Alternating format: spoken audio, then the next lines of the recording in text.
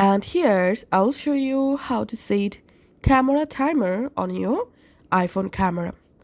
So go ahead and open your iPhone camera app and select your photo.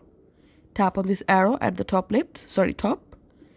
And here just select this timer icon.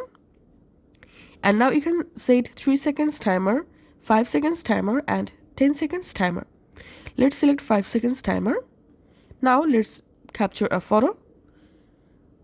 And here we can see countdown. And after 5 seconds, my image captured. Here we can see. You can also set a timer in portrait mode. So select your portrait.